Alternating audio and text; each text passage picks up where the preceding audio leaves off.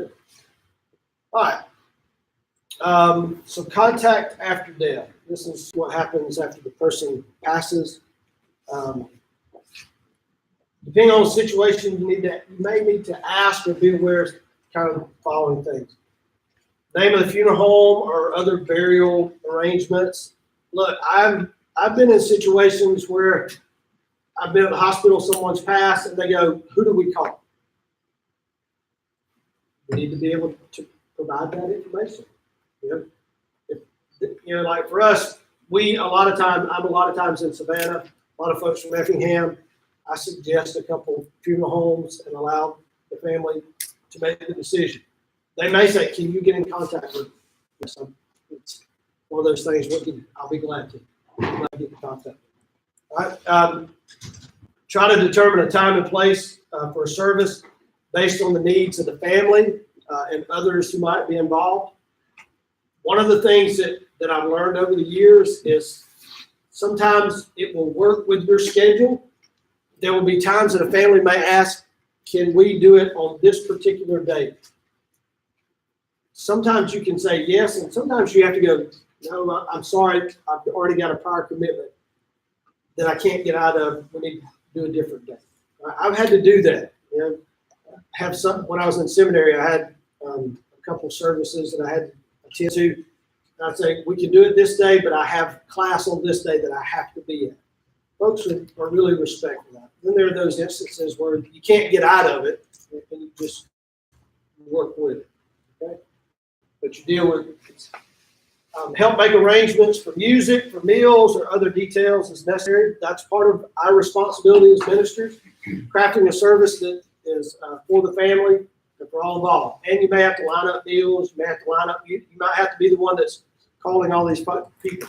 You may be the one that goes, this is what the service looks like. Because for a lot of people, they don't do that. It's not familiar. So you have to craft a service.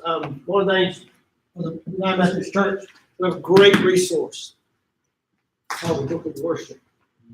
There are a number of services and kind of orders of worship that you can follow that have liturgy and creed, other aspects of a funeral service in here. This is a tremendous resource. If you've never looked at it, I'm sure somebody or there's one at your church. Try to find it. If you can't, you can buy it. Right?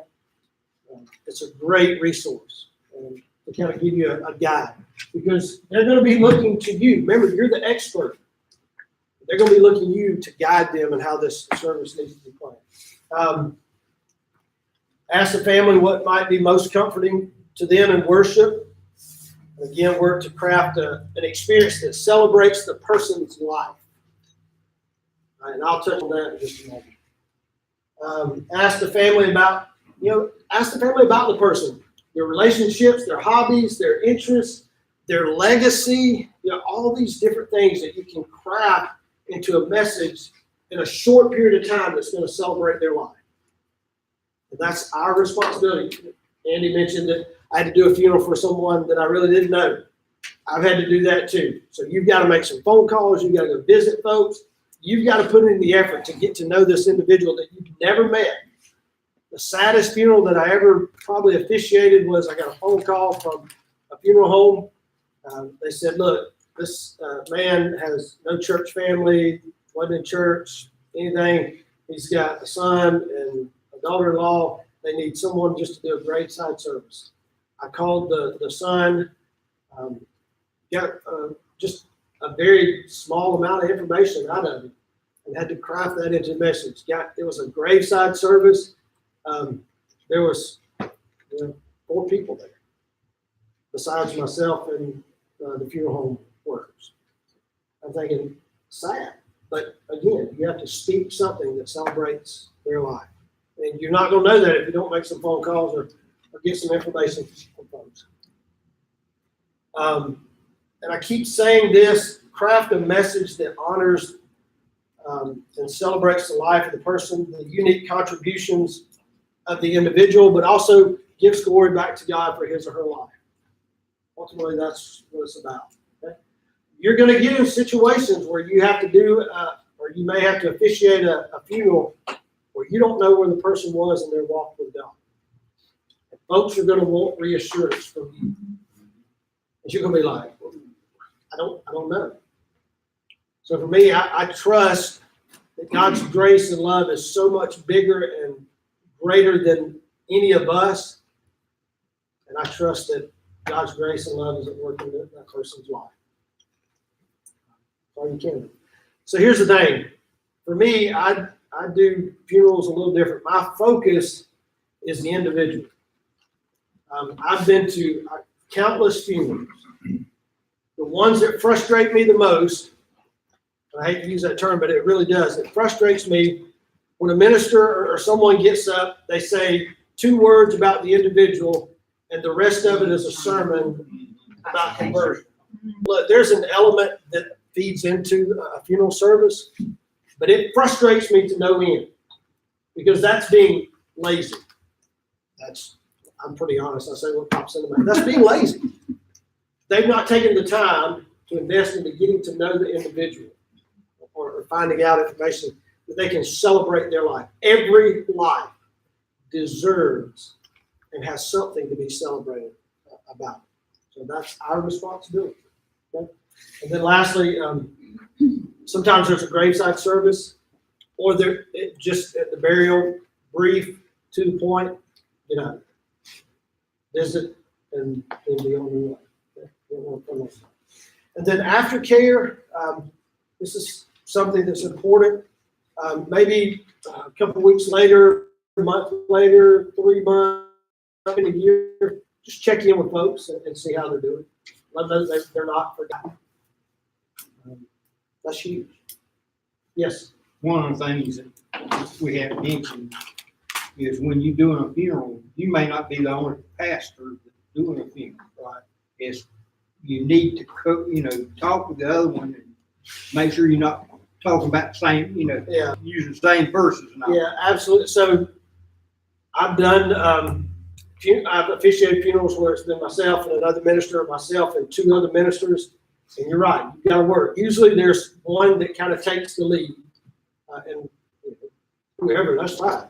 I've done that. I've been the other that's kind of in the back, just said a few things. Again, it's not about us. It's about the individual and their family. My question is, why would it be frustrating to you when you do share the celebration about the person's life and what they did and who they were, but at the end say, have a gospel of salvation at the bottom of it? Great. Let me You understand what I'm saying? Yeah, let me rephrase what I'm saying. I have no problem. I mean, I do believe every message has an element of the gospel and should. But I also believe at a funeral, the life needs to be celebrated. Right. I understand that. But I'm saying, if you celebrate a life, so and so is this, and he did this, and he was just a great person and did this and that. But at the end, say, and hopefully we're all going to be with him. At the end. I have no problem with that. No, I understand where you're coming from. Because usually, in the situations I've seen and been in, the hearts are very tender at that point. Right. In this situation, and they realize that there is a life after death. That you're going to spend it somewhere, and that would be it's a time for me that say what, praise God, he had a great life here, and you know what, right? He's doing right now. He's dancing on streets of gold, chasing butterflies like a little boy, having a great time in the Lord. And we don't. If anybody here doesn't know the Lord Jesus Christ, yeah. Yeah, I mean, I'm just asking because you sounded like you did not. No, I'm not saying I would not do that. I just want to be very careful. Okay. So the example I'm trying to give is almost like Nick used. It's more of, I'm going to beat up everybody who's here instead of focus on the person that we're here to celebrate. Celebrating a life, we should be celebrating our life. I agree. Yeah, absolutely. We should be. But I have been in situations where it's nothing about the individual, and it's all about how I need to get my life straight and my life on track. And I'm like, that's different. It was like getting up and preaching a sermon and only mention the guy's name at the very beginning. Yeah. But the rest of your 30 minutes you got up there, or 45 minutes, you're preaching a sermon to the people out in the audience because they can't get up and go. That's what prison is all about. Andy, you did a much better job explaining that than I did. Thank you for understanding where I'm coming from and communicating. That's awesome. Okay? Well, I've been there. Well, no, and I know there's that fine line. Part of it is kind of like doing something. You got to know your audience. There are those moments where there are folks who will respond to that message. There are some that are like, I don't want to hear that at this moment because they're always struggling with God and what's going on. And you really got to know your audience to know how you close it out, so to speak. Okay. Yes, sir. As a pastor who has preached many funerals, you have to be able to discern. Sometimes families don't want to do that. They want to get in and get out. You just have to be able to discern the audience. And I think God gives us that at that time. Of course, we want to give people a chance to come to salvation, but obedience is better than sacrifice. Absolutely. There is a time for everything. Good point. Yes, ma'am. And I was just gonna, it was almost like kind of flipping what you said in the beginning, that there's 1 minute on the individual and the rest was a sermon. It almost be like the opposite, in that you could interweave, faith and salvation Yes. by the person that you're focused on. That's your priority. Yes. So that, it's not all focused on yourself being the person giving the sermon. Right. There's a delicate balance. Right, yeah, because I've done that before myself. I've heard that. So it's frustrating because you want to hear about how he was Christ follower or, what he did. Absolutely. Thank you. Great point. Great point.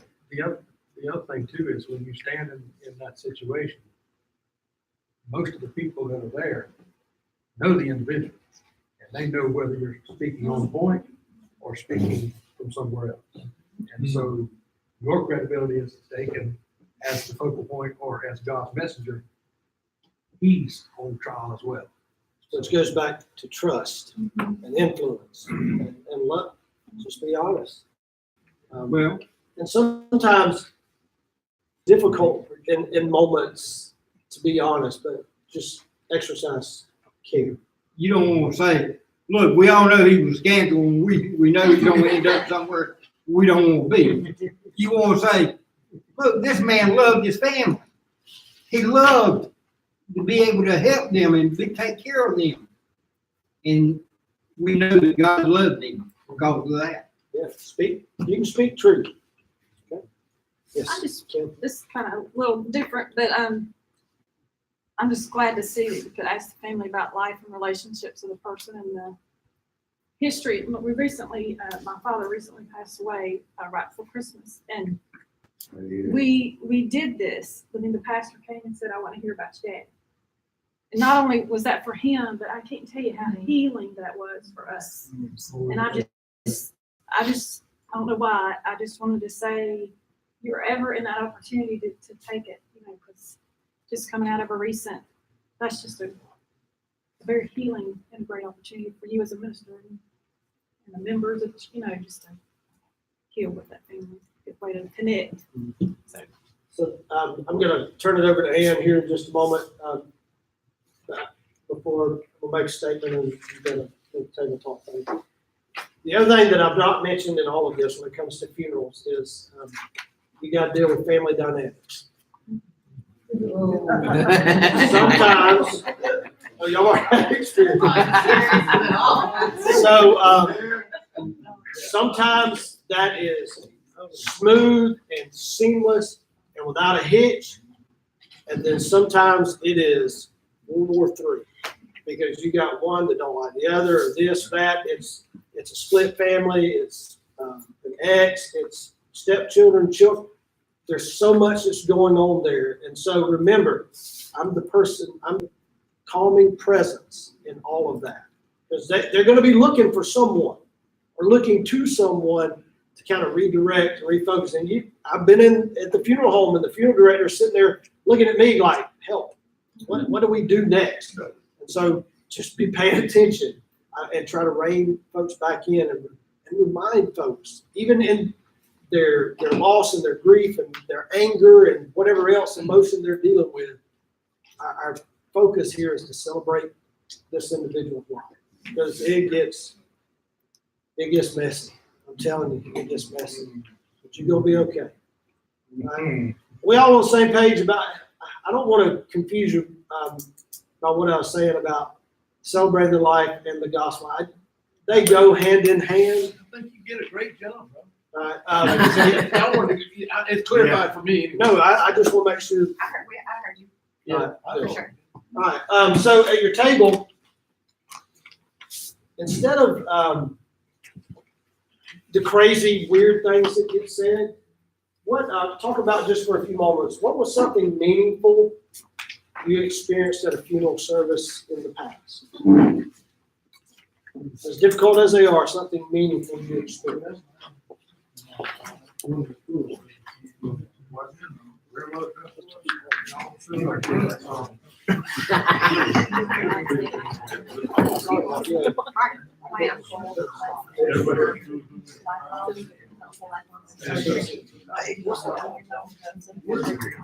My uncle,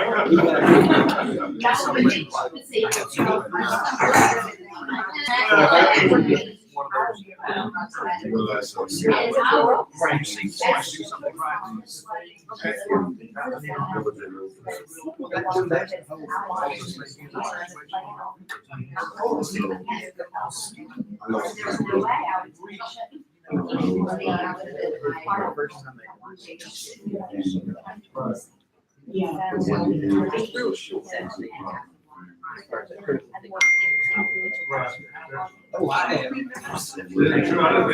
Right. Yeah. Amazing truth, but it's Never focus on it. Never Well, focus I on use it. Have home buns, so I- Yeah, and I think Yeah. that needs And he actually- In our family, So like even groups, so he would say she something. never wore any shoes. Like, it's like you across the room. Like,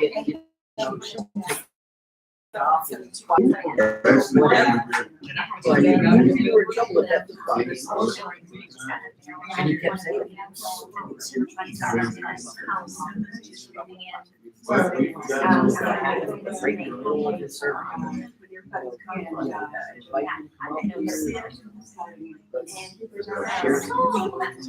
Don't worry, you're out of flip flops.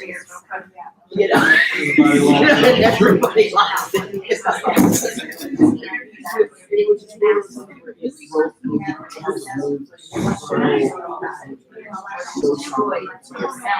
it needed to be lightened up.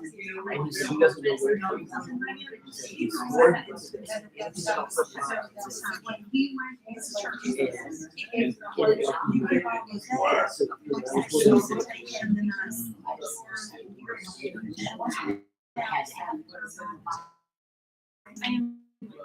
And that's the one thing that I want everybody talking about. Yeah, she's on flip flop. We're on flip flop, right? This is okay. You know?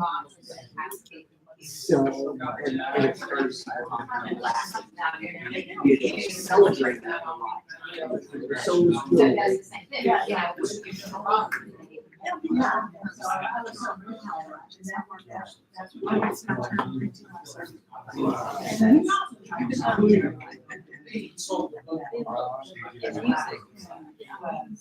You know, there were other things that I didn't know about. We're sharing that. That's what I'm saying. We were in a stream. It's meaningful to understand.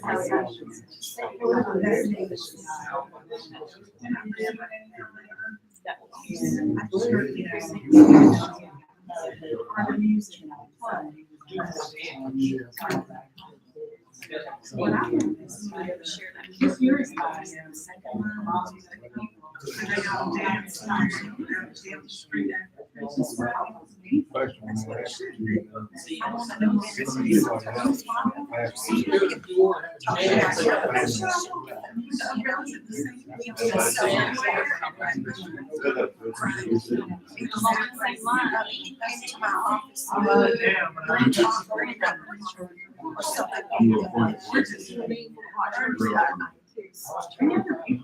I think that's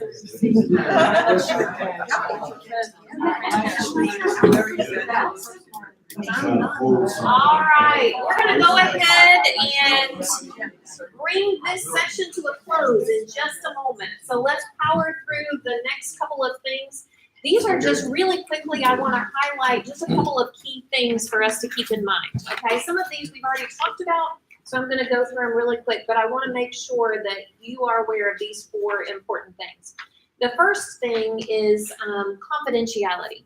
Chance talked about that earlier. That is so crucial for our integrity, for our credibility, for caring for other people, that we not only care for their needs, but we care for the confidence that they entrust in us, and the trust that they give to us. That means that if you are married, you don't even tell your spouse. I appreciate what Chance was saying, was that, you know, when he receives all of this stuff, normally in our everyday work life, then we would go home and we would say, hey, well, this is all that's going on. But we need to make sure that we are treating people's trust in us with the respect that they give us, and that is earned and deserved in that. So just be very aware of confidentiality. The other thing that I want you guys to think about in terms of confidentiality is also be very careful with emails, written communication, text messages, those kinds of things. When you are dealing with confidential stuff that has been written down, then you need to have that filed under lock and key somewhere where nobody else has the combination and the password for it. So it's not only just not speaking about it, but when you have written communications about something of a confidential nature, don't treat that lightly. So make sure that you are respecting people's privacy and the trust that they have given to you in that way. Another thing that I often hear in the church all the time is that people will say, well, I just want to pray for that person. Tell me what they're dealing with. I just want to pray for that person. And I understand that a lot of times that does come from a heart of really wanting to care and pray for that person. But if they have entrusted you with that information as being confidential, then you say, great, I just need you to pray for that person. And you don't have to say the specifics, because God knows the specifics. Because a lot of times, or sometimes, what happens is that person, they want to pray for that person. Meaning they just want to know what's going on. It's code for gossip. Let's gossip about this person. But they don't want to say it, and they just say, I just want to pray for that person. Just tell me what's going on with whoever. And in reality, sometimes they may want to pray for that person. And you just say, I'm so glad that, I hope that you will keep them in your prayers. That's all that has to be said. Careful. There are limits to confidentiality. I'm sure that you guys have heard the term mandated reporter. We are all mandated reporters.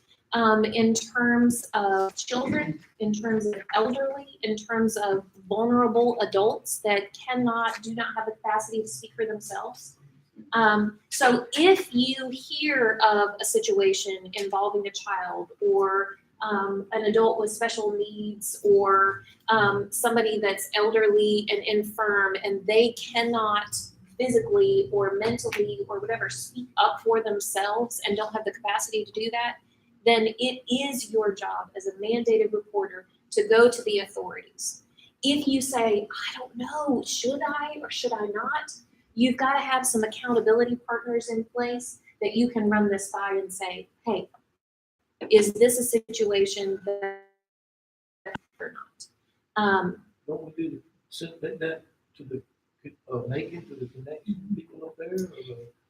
Yes, there are like safe sanctuaries kinds of things that happen that go there, yes. There's one But for the what pastor and one for the, Yes, right, but what I'm talking about is legally, if a child comes to you and says that they have been abused, you go to the authorities in your geographic area.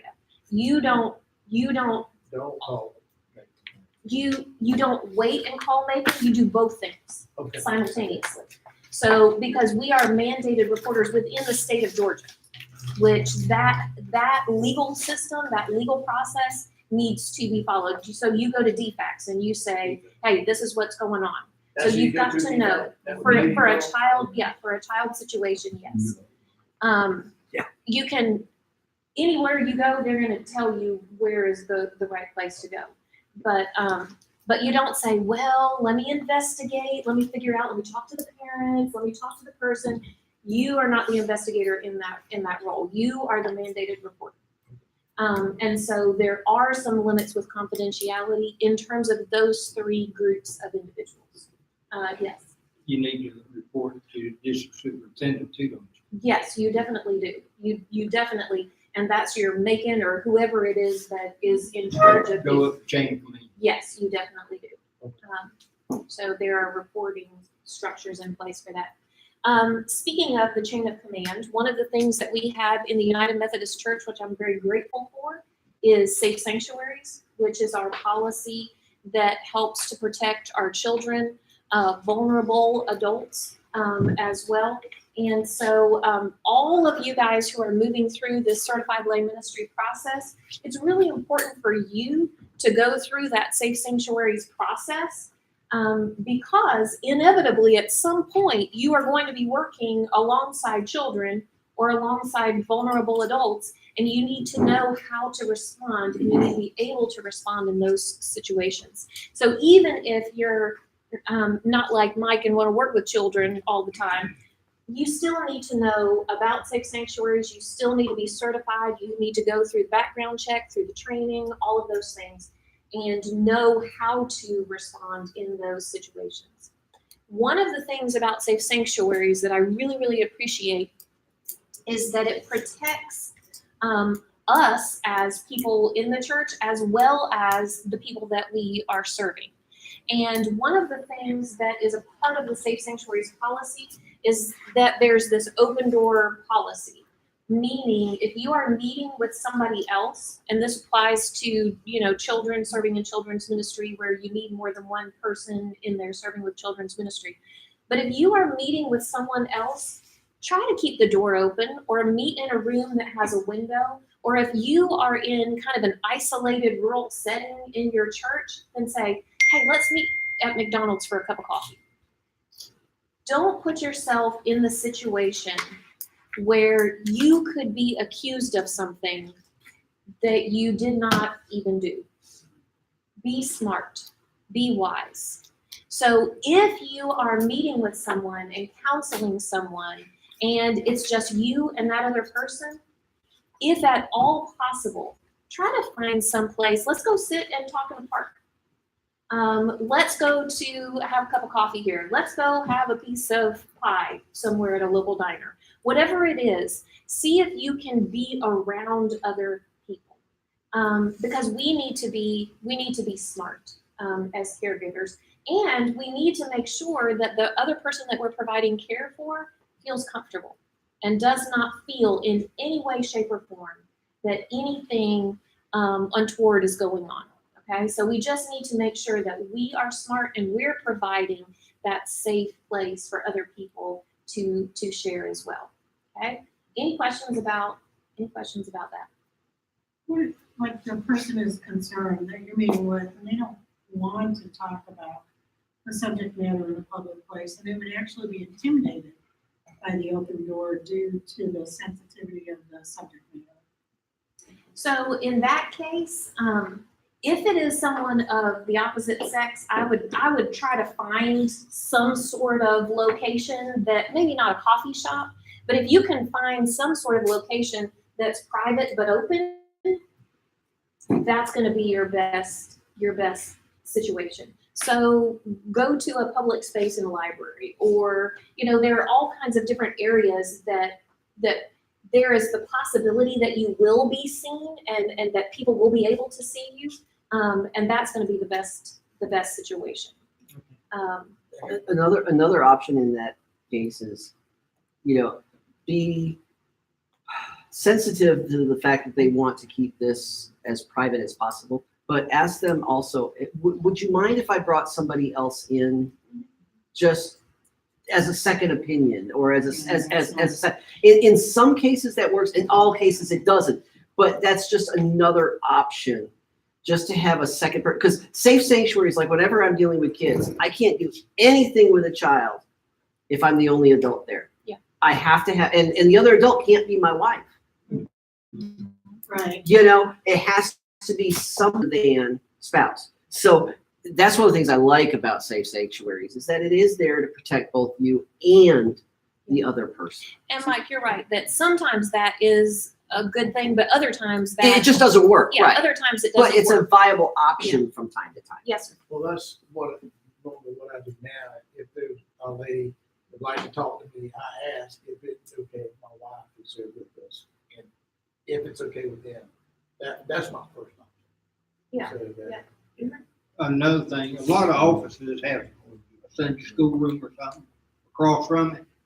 You can have somebody working in there and have both doors open. She can't necessarily, or they can't necessarily hear what's saying, Sure. but if something happens, Yep. they'd be able to Yeah. react to it. And a lot of times you can schedule your conversations at times where other people are going to be around. So you have a volunteer that's working in the church and are working around in different locations. Well, if you know that they're going to be around, then that would be a great time for you to schedule one of those counseling sessions or ministry sessions where you need other people present and just around. Yes. I was gonna mention, if anybody needs safe sanctuaries, Allison Lindsay would be glad to come to their church, or she's got a CD that she'll send you. Yes. Yes. So is this like primarily situations with children and with the opposite sex? Not like, a one-on-one kind of mentorship situation with, I think another you woman? have to make the call. You guys have good judgment. So this is to protect you as much as it is to protect the other person. So I would say that if there is another woman who is in crisis mode, who's been dealing with tons of stuff, and I'm just not quite sure where that person is coming from, then I'm going to be more cautious with that person and say, hey, let's meet wherever it is, or let's meet in my office, which has a big, huge window on there, and people are coming and going. Yeah. So it just kind of depends who you're meeting with and how well you know that person. If that person is a friend and everything's fine. Diane came to my house the other day. I didn't say, hey, I gotta have another person here. No, Diane shows up at my house. It's fine. She's my friend. We've been meeting together for years. So it just depends. It depends on who it is. And you guys, have great judgment. But you just have to err on the side of being cautious, I think, in this day and age. A lot of churches are installing cameras in. Absolutely. Wherever you go in the church, you can. Yes. Which, to me, some people would say, oh, that's an invasion of privacy. I would say, Thank you. I mean, I have nothing to hide. Let's go ahead and open it all up, So that's good. So safe sanctuaries, confidentiality, referrals. Chance talked a little bit about this. There are going to be situations that people come to you, or through the course of a conversation, you realize I am not trained to deal with this. It is really, really good for you guys to be proactive and go ahead and know who are the people that I can refer marriage counseling out to? Who are the people in my community that I can refer somebody to if they're dealing with depression? Who are the people in my community that deal with addiction? Go ahead and have like a little list that you have access to of who are these people that you would trust these people with as a referral. And even go to the point that you know who these people are. Like you are able to put eyeballs on them, because it's one thing if you have someone that is in your congregation that comes to you and has an issue that you know that you are not able to, to meet that need, and you just go through the phone book. But you don't really know if you can trust that person to give wise counsel. So go ahead and figure that out in advance. And that way you can say to people, hey, I'm prepared, and here's the person that I think you guys would benefit talking to for marriage counseling. And you can honestly recommend that person. Because what sometimes happens is when you're counseling with someone and you're talking to someone, and then they share something and you realize this is above my pay grade, as somebody said. This is something I'm not prepared to handle. And then you're like, I'm going to have to get back with you. Then all of a sudden they feel like, what I am going through is so weird and strange, they don't even know how to handle it, And that's not what it is. It's just I'm not prepared to be able to give you a referral right now. But if you guys already have a list of people in the community that you trust, then you can say, hey, here's the name of the person that I think would be really, really great for you to talk to as a next step. So go ahead and be proactive in that. And the last one is accountability.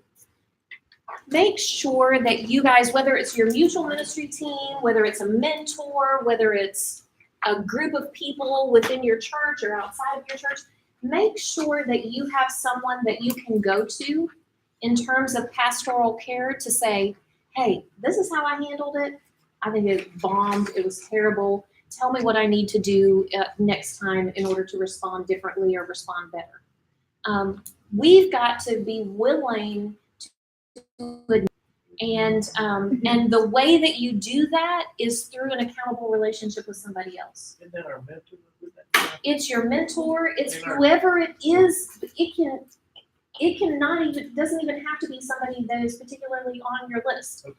I just want to make sure everybody has one because it is so, so crucial. You need somebody to be able to talk to as you move through this ministry. And Chance also spoke to that, how important that was in his life as well. That's my new favorite phrase, be a good not knower. Be a good not knower, that's right.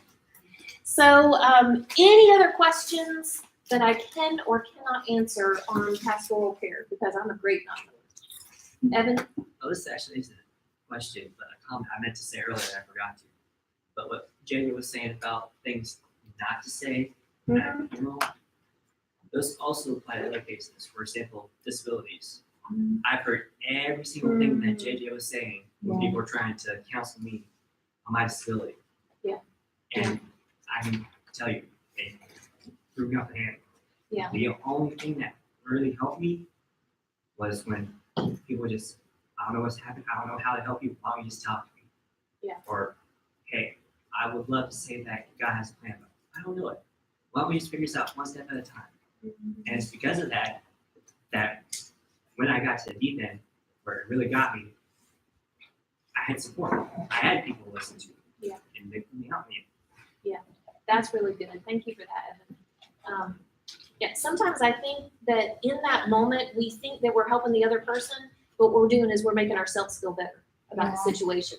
And so we say things to the other person that really we are saying to ourselves. And that's unfortunate because then we become the focus of our conversation instead of really trying to minister and empathize with the other person.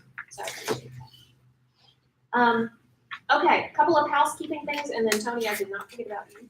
So I wrote your name down here. Tony wants to share something with you guys.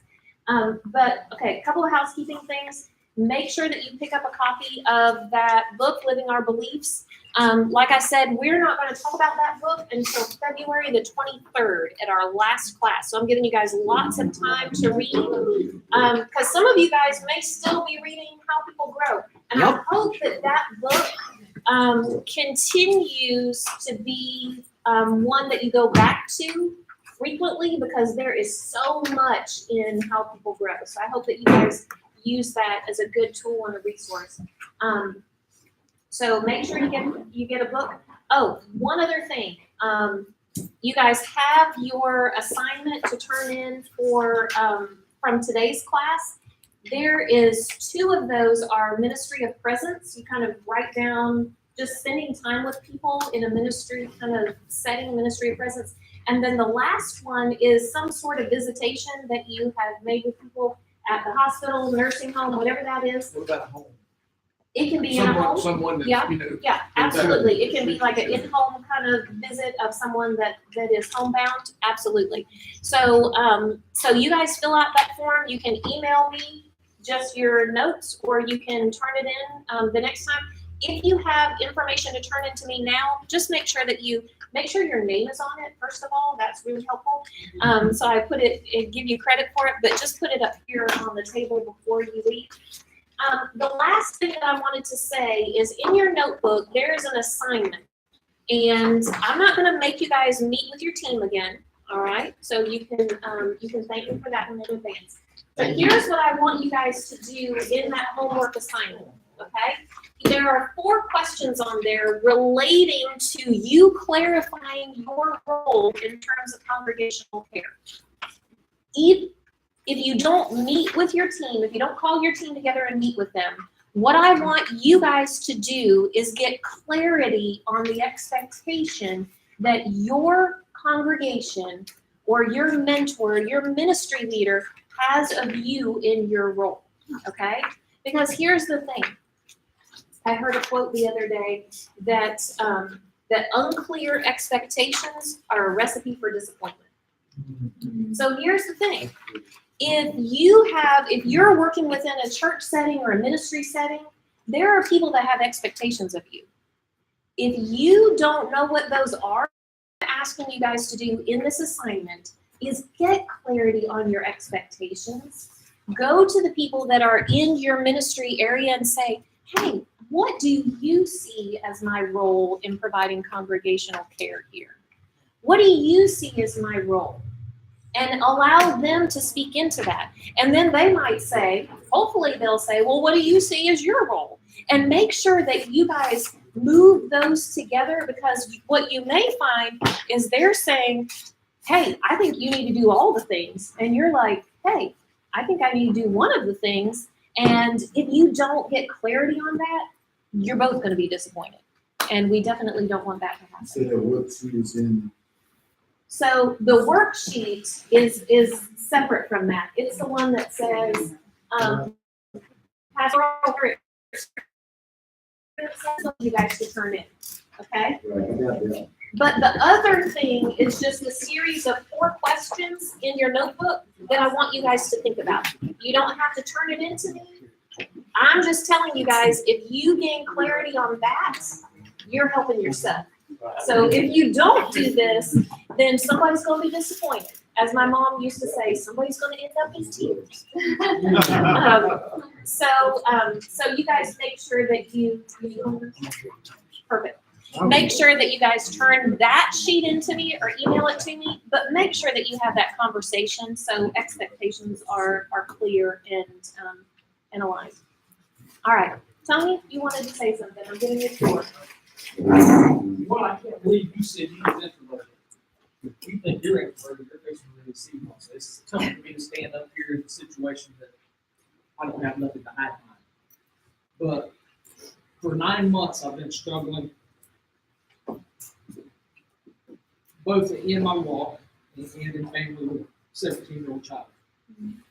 So this class served 2 purposes. One, to help me grow spiritually in my faith, but just to have another group of people to be with besides work or just family.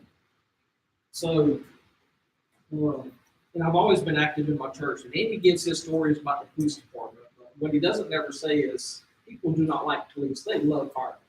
So Andy and I go way back 35 years, and he just can't stand that people love firemen more than they do police officers. Even though we both work in the city of Waycross, and we were partners, I say that in jest.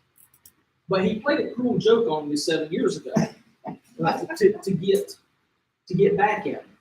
So Andy called me one day and said, "Hey, we got a church that needs somebody to fill a pulpit." So I fought him for 6 months. No. So I said, "Well, I'll finally go to it," and I did. Now I have 2 churches. And I struggle sometimes because these 2 churches are diverse, even though they're only 5 miles apart from each other in the woods. They are black and white, daylight and dark to that. So this class has helped me with that. So I really wanted to just say this concept of the mutual ministry team really helped me because the 2 churches are separate. They technically share a staff pastor parish relations committee. And it's all business because the 2 churches are diverse. So I made my mutual ministry team for just one of the churches instead of 2 because then to get away from conflicts and the difference of opinions. So me being able to sit down with them last week and really open up my heart to them really helped me a lot. So really use that team to your advantage to help you grow. But not only to see where they want to grow, because both of these churches are stuck in the rut. They're family churches. They know they're dying. And I don't want to be the ones that want to kill 2 churches, but it's eventually going to happen. But I really learned some things from them about me. And I started back in December, really struggling with a 17-year-old that as a junior in high school, had baseball scholarships on the horizon, and he fell in love and just walked away from the dream he had since he was 3 years old. So I really struggled that why is God punishing us with various different things? I work all day, we farm by night, with all the rain that's been horrendous on any farm. But listening to y'all, and especially this table here, she has drew me out of my comfort zone. She has made me answer questions that I would have just sit there and listened and not participate. Because again, I can't control the situation. He made a challenge to me to get up 30 minutes earlier every morning to pray and read. So we can't let those little things go by.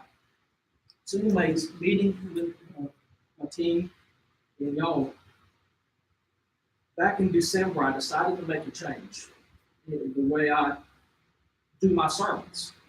I'm just one of those, and I stand up there just doing the routine ritual thing. And so I started changing how I reflect and project my voice and I've always been a talker and use my hands. But where I grew up, and it come to the point that I really started slamming my hand on the pulpit. Never done that. Had an altar call in 6 years and never done that. And my church could tell they were seeing a change. It's all because of this right here. Last week, or the week before last week, 2 weeks ago, I preached on fasting. It was a tool in the toolbox. Most people will do that during the Day of Atonement. I said, oh my gosh, 2019 is a new year. I'm going to pull out a tool in the toolbox. It wasn't to help me, but hopefully it helps somebody else. Last week, I never brought anything from home and set it on the altar for them to look at during the whole service. So my illustration was, when a contractor goes to work on an addition or build a house, they come up with the instruction, the trailers, and they have the right skill saw and laid it up there. So my message was, we as Christians need to use all the tools in our toolbox, especially for all of us that are up there in the pulpit week after week, because even though my mentor is my pastor, I'm still a member of, I see him all the time, but we really don't get down into what my needs were. So I've done this two ways. One, to I'm really preaching to myself, and when you're pointing to your congregation, those two fingers pointing back at you. But we have to use all the tools in our toolbox, but we can't forget our lives. And that's where I've been struggling for 9 months. I was so worried about my wife, so worried about family farm, so worried about everything else. And I forgot me. In this class really brought this out in me. So I hope you all are learning as much as I learned. I just thank you, Ann, for being the leader that you are to put this together. Well, thank you, Brian.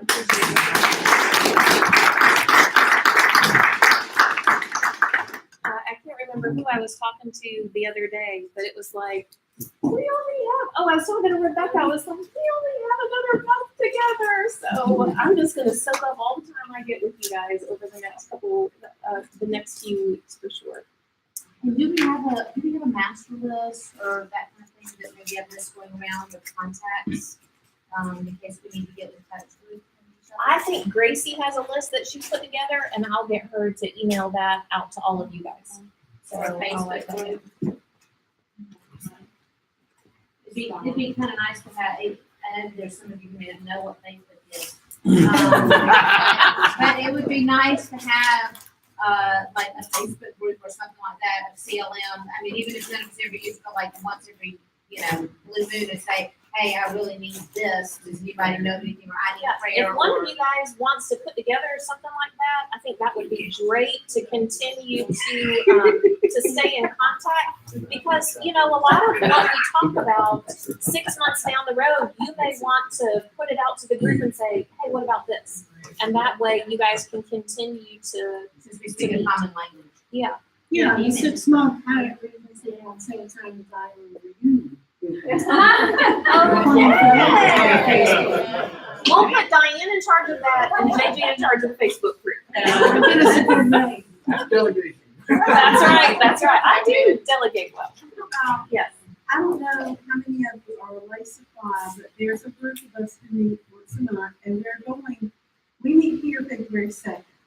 February 1st, that's the week of winter conference, we are going to meet over at Epworth around 2 or 3 o'clock, and just stay after winter conference. We're gonna meet, and talk about some of the things we still have questions or didn't get finished talking about. Anybody's welcome, and then just stay Friday night, which is pay your own way, but then come here Saturday morning. So y'all are welcome to join us that Friday afternoon before we come here on Saturday the 2nd. All right. So you guys, if you want to take Lori up on that, if you guys give her your contact or whatever, I think that would be good. I'll give her a shout out for that. I'm glad she brought it up tonight. Because she has sent 2 or 3 invitations. We went and met Waycross and met Tifton. One in Waycross, really good. Rick showed up and he really helped us with some questions.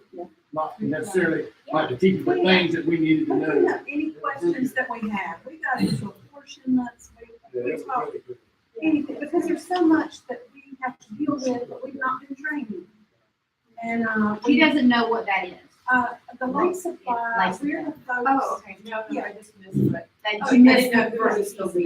But it's not just for, anybody that wants to. Any of us here in this class. So, basically, it's just kind of, where we can get together and talk and we have questions. we can Share our bring. concerns and our praises too. Things are going well in our churches. So, because most of us are really small churches and we get together and commiserate and pray for each other and share our personal things. That's the best word for it. Commiserate. Encourage each other. And don't forget, if you guys have questions for Derek that you want Derek to answer the next time that he's here, we can definitely answer, ask him questions on the spot, but I know he would love to be able to make sure that he has the information that you guys are looking for. So make sure that you put questions for Derek. All right, who wants to close this out with prayer? Chance, you want to close this out with prayer? Sure. Hey, thank y'all for allowing me to be with you today. I really enjoyed being with you. Let's pray. God, we're grateful that you love us enough to call us into places of service and ministry. That you love us enough not to leave us where we are, but move us to where you would have us to be. We thank you. In your grace, in your providence. In your love for us, you're moving us more and more into the image of Jesus and less into the image of this world, so that we can share Christ's love and forgiveness with others. So I pray for each of these who are part of this class, and learn wherever you place them. You surround them with people who can encourage them and strengthen them and build them up. Thank you for CLM class and for Ann and her leadership and the direction of others. Help us to know that we're all in this together. With you, we can accomplish great things. Be with us as we travel to where we come. We give you the praise for all things that takes place, and that all of our Sundays be directed with you. Keep you at the focus. I guess we ask in Jesus' name. Everybody say, Amen. God bless. All right, guys, if you can help me clean up tables, that would be great. Supply boxes over here for tables.